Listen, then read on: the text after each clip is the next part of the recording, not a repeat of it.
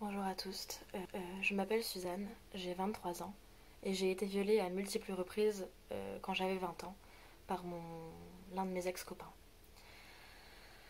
Donc je dis que j'ai été violée à multiples reprises parce que les viols se sont étalés sur 6, 7, 8 mois. Je donne des mois un peu comme ça parce que il faut savoir qu'après des viols, il n'est pas rare que la mémoire soit un petit peu problématique, un petit peu défaillante et on sait ce qu'on a vécu, mais certains bouts viennent à nous échapper. Et dans mon cas, la durée et le nombre de fois m'échappent. Je suis sûre que j'ai été violée plusieurs fois, parce que j'ai le souvenir de lui avoir dit avant des rapports, euh, pendant les rapports et après les rapports, que je voulais plus avoir certaines pratiques sexuelles qu'il m'imposait du coup. Et c'est comme ça qu'il m'a violée. Ces pratiques sexuelles, c'était des pénétrations anales non consenties.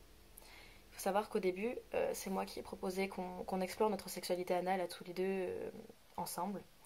Euh, et donc, lors des premières fois, j'étais consentante et ça me déplaisait pas. Et puis au fait, ça s'est mis à me déplaire et même à me gêner, à me faire mal. Donc je lui en ai fait part. Sauf que ça excitait beaucoup, on va l'appeler Basile, ça excitait beaucoup Basile de faire ça. Et donc il n'a pas accepté mon refus. C'est-à-dire que à chaque fois qu'on couchait ensemble, ou presque, Basile me reprenait pendant que je ne pouvais pas le voir, donc par derrière. Et, et moi, je lui disais que je ne voulais pas. Je lui disais que ça me faisait mal. Et Basile avait des phrases très culpabilisantes avec moi, du type au fond, je sais que tu aimes ça, laisse-moi faire, je sais te faire du bien, ce genre de phrases. Voilà. Il faut savoir que j'étais amoureuse de Basile, que je pensais que Basile m'aimait. Et donc tout ça, ça a rendu les choses beaucoup plus compliquées pour justement me rendre compte que tout ça c'était des viols et que c'était grave et que je n'avais pas à subir ça. Je dis ça parce que j'ai vraiment compris que j'avais été violée peu de temps après qu'il m'ait quittée. Donc il faut savoir qu'à l'origine, Basile et moi, on vient tous les deux de la même ville. Et il faisait déjà ses études dans une ville ailleurs. Et je l'ai rejoint pour faire mes études là-bas. Et en fait, il m'a quittée le jour de mon arrivée. On emménageait ensemble. Et donc forcément, bon, c'était déjà un choc. Une séparation, ça fait jamais de bien. Mais surtout, le choc, ça a été dans un deuxième temps quand j'ai compris que ce qu'il m'avait fait, c'était véritablement des viols. Et que, et que si je ne parlais pas, il risquait de recommencer. Alors j'ai pas porté plainte. Je suis incapable de le faire parce que Basile a une famille et que cette famille, j'y tiens toujours beaucoup et que jamais j'aurais supporté que ses frères ou que sa mère puissent croire que je mentais, que j'essayais de faire du mal à leur frère, à leur fils. Et c'était pas possible. Aussi, il aurait fallu affronter le regard de mes parents, le dire à mon père, qui aurait été extrêmement fâché. J'avais très peur de la réaction de mon père, très honte aussi. Comment j'ai compris que j'avais été violée? En fait, quand ça se passait, donc déjà je lui ai dit non plusieurs fois, j'avais des refus, j'ai fait des recherches et en fait pour moi à ce moment-là ce n'était pas des viols, c'était des agressions sexuelles. Je pense que je me voilais un peu la face sur la terminologie à employer parce que je me suis toujours considérée comme féministe et je pense que inconsciemment je devais me ressentir, me dire que si moi, Suzanne, qui était féministe, ne quittais pas l'homme qui me violait, alors c'est que j'en étais une mauvaise.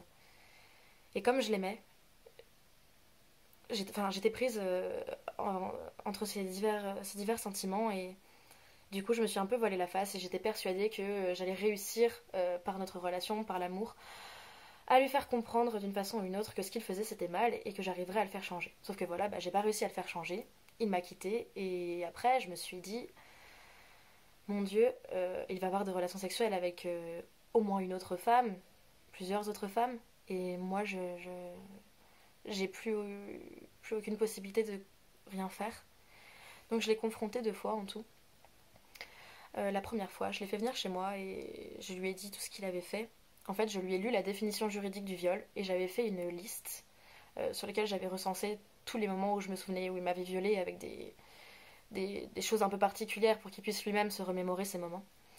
Et, et à la fin, comme j'avais très honte et que j'avais très peur aussi que les gens se détournent de moi, je lui ai dit par contre, Basile, j'aimerais que ça reste entre nous, je veux pas que tout le monde me voit comme une victime.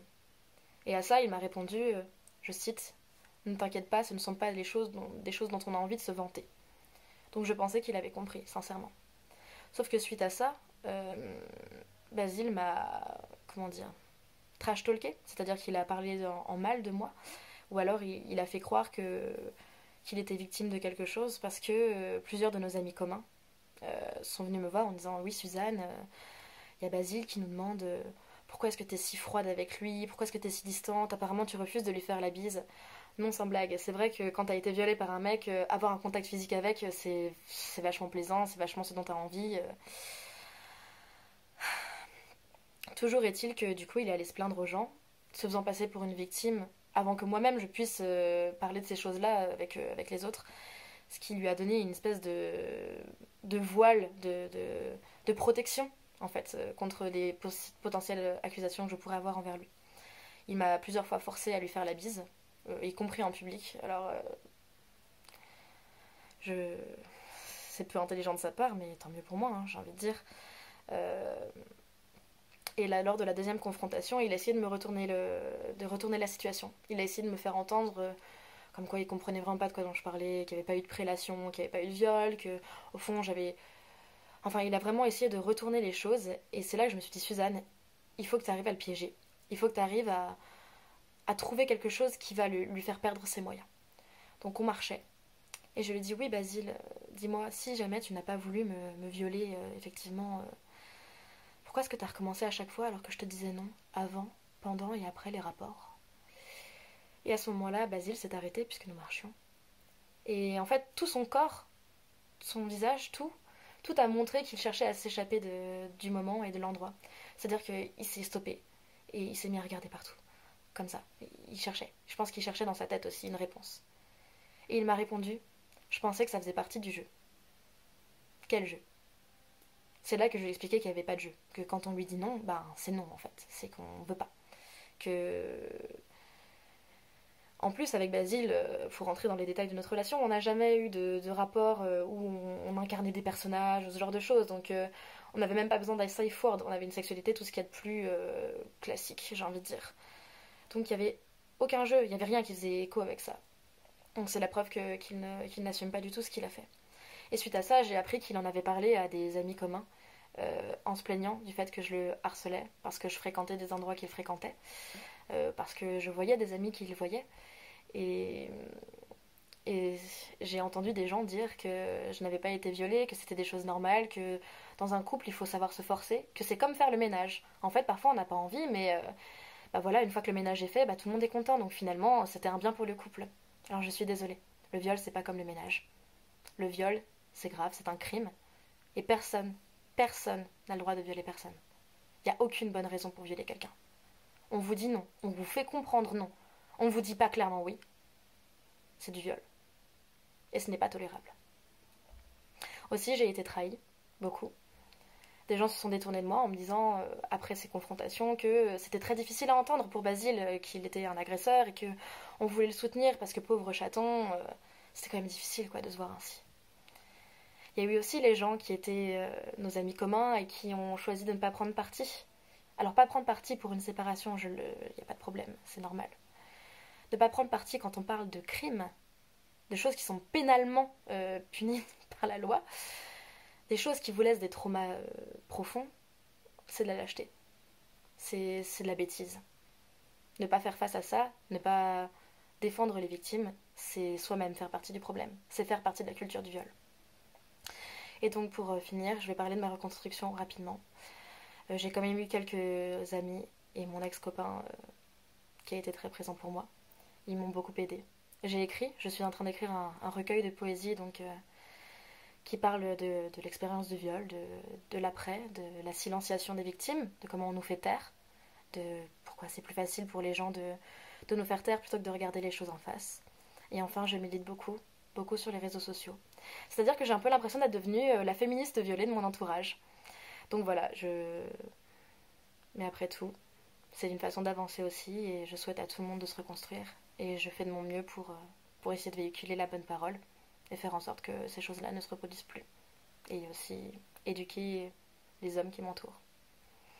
Merci beaucoup de m'avoir écouté et merci à Sorcière Camp.